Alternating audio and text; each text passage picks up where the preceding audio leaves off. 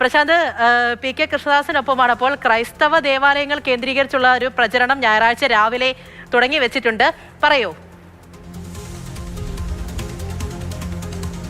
പൂജ, പൊതുവെ തെരഞ്ഞെടുപ്പ് കാലത്ത് ഞായറാഴ്ച ദിവസങ്ങൾ ക്രൈസ്തവ ദേവാലയങ്ങളിൽ സ്ഥാനാർത്ഥികൾ വരുന്നത് കൂടുതലായി ക്രൈസ്തവ വിഭാഗത്തിൽപ്പെട്ട വോട്ടർമാരെ കാണാനുള്ള ഒരു അവസരമാണ്, ഒരു സമ്പർക്കത്തിനുള്ള അവസരമാണ്. അതുകൊണ്ട് തന്നെയാണ് അങ്ങനെ ഒരു ദിവസം തിരഞ്ഞെടുക്കുന്നതും. അപ്പോൾ ഇന്നത്തെ ഞായറാഴ്ച കാട്ടാക്കടയിലെ NDA സ്ഥാനാർത്ഥി, BJP സ്ഥാനാർത്ഥി, മുൻ സംസ്ഥാന അധ്യക്ഷൻ PK കൃഷ്ണദാസാണ്. അദ്ദേഹം ഇവിടെ ലത്തീൻ പള്ളിയിൽ, അതായത് സെന്റ് ജൂഡ് പള്ളിയിലാണ് ഇവിടെ എത്തിയിട്ടുണ്ട്.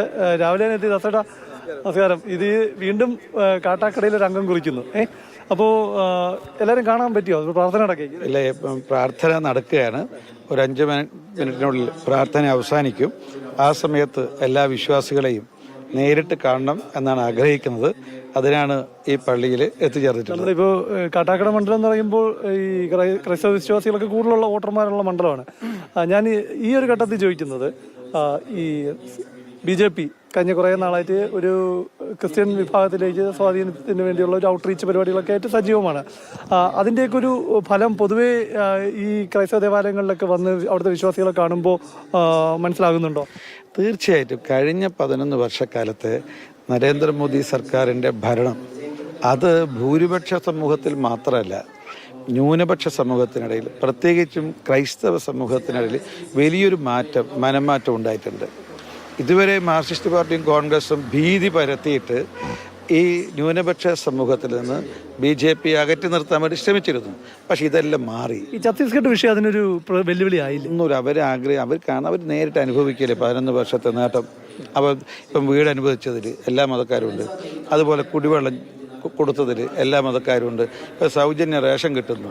നരേന്ദ്രമോദി കൊടുത്ത റേഷൻ ഉണ്ടല്ലോ, അത് അവർക്ക് കിട്ടുന്നുണ്ട്. അതുപോലെ കിസാൻ സമ്മാൻ യോജന അവർക്ക് കിട്ടുന്നുണ്ട്. ഉജ്ജ്വല യോജനയിൽ സൗജന്യ പാചകവാതം അവർക്ക് കിട്ടുന്നുണ്ട്.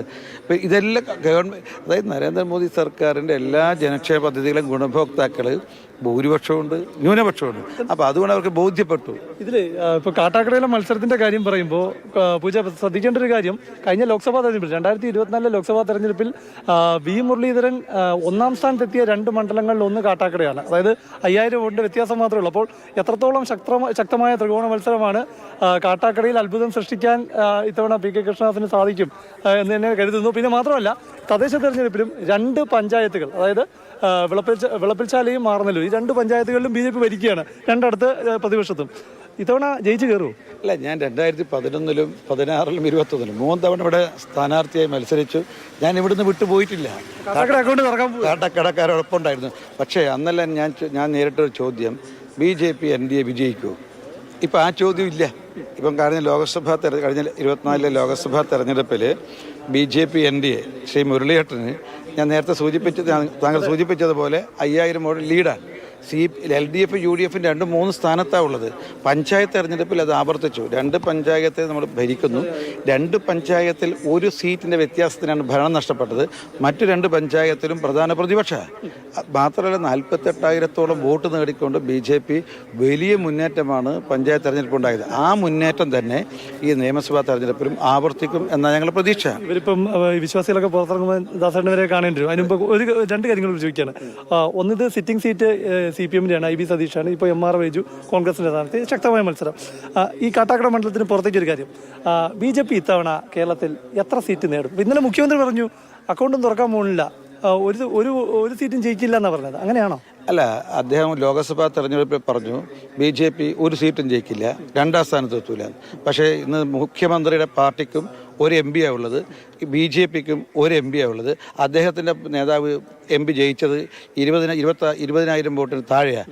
ഞങ്ങളുടെ സുരേഷ് ഗോപി ജയിച്ചത് 75,000 വോട്ടിനാണ്. മാത്രമല്ല, പഞ്ചായത്ത് മുനിസിപ്പൽ കോർപ്പറേഷൻ തെരഞ്ഞെടുപ്പിൽ മുഖ്യമന്ത്രിയും പ്രതിപക്ഷ നേതാവും പറഞ്ഞു BJPക്ക് ഒരു മേയറും ഒരു ചെയർമാനും ഉണ്ടാവില്ലെന്ന്.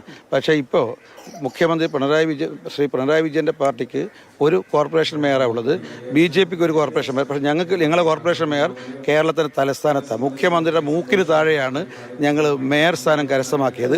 അതുകൊണ്ട് പിണറായി വിജയൻ്റെ വാക്കുകൾ അതുപോലെ പ്രതിപക്ഷത്തിൻ്റെ വാക്കുകളൊക്കെ പാഴ്വാക്കുകളാവും. ഇത്തവണ CPM-ന്റെ കാലം കഴിഞ്ഞു, കോൺഗ്രസിന്റെ 2021 മുഖ്യമന്ത്രി പറഞ്ഞു BJP-യുടെ ഒരു അക്കൗണ്ടുള്ള അങ്ങ് പൂട്ടിക്കുമെന്ന്. മുഖ്യമന്ത്രി ഇത്തവണ വീണ്ടും അത് പറയുമ്പോൾ ആശങ്കയുണ്ടോ? അല്ല, ഞങ്ങൾ ബംഗാളിലും ത്രിപുരയിലും ഈ മുഖ്യമന്ത്രി പാർട്ടിൻ്റെ ആഫീസ് പൂട്ടിച്ചു. ഞങ്ങൾക്ക് ആകെ പൂട്ടിക്കാനുള്ള കേരളത്തിൽ CPM-ന്റെ മാത്രമല്ല കോൺഗ്രസിന്റെ ആഫീസ് പൂട്ടും. ഇത്തവണ BJP-യുടെ പൊസിഷൻ എന്തായിരിക്കും? അല്ല, ഞങ്ങൾ രണ്ടക്കം കിടക്കും. അല്ല, ഞാനൊറ്റ കാര്യം പറഞ്ഞു, ഒരു ഡബിൾ എഞ്ചിൻ സർക്കാർ കേരളത്തിൽ വേണമെന്ന ആഗ്രഹത്തിന്റെ പ്രതിഫലനം ജനവിധിയിൽ ഉണ്ടാകുമെന്നുള്ളത് ഞങ്ങളുടെ പ്രതീക്ഷ. ഏതായാലും മുഖ്യമന്ത്രിക്കും പ്രതിപക്ഷ നേതാവിനും ഷോക്ക് ഉണ്ടാക്കുന്ന തെരഞ്ഞെടുപ്പ് ഫലമായിരിക്കും ഈ നിയമസഭാ തെരഞ്ഞെടുപ്പിൽ ഉണ്ടാക്കാൻ. ഞാൻ ചോദിക്കാൻ കാര്യം, ഒറ്റയക്കം എന്ന നമ്പർ കിടക്കൂ. ഞാൻ സൂചിപ്പിച്ചല്ലോ, ഞങ്ങൾ നിയമസഭയ്ക്ക് പുറത്തിപ്പോൾ നിർണായകമായ ശക്തിയാണല്ലോ, ആർക്കും തർക്കമില്ല. ഇനി നിയമസഭക്കകത്തും നിർണായകമായ ശക്തിയായി NDA BJP മാറും.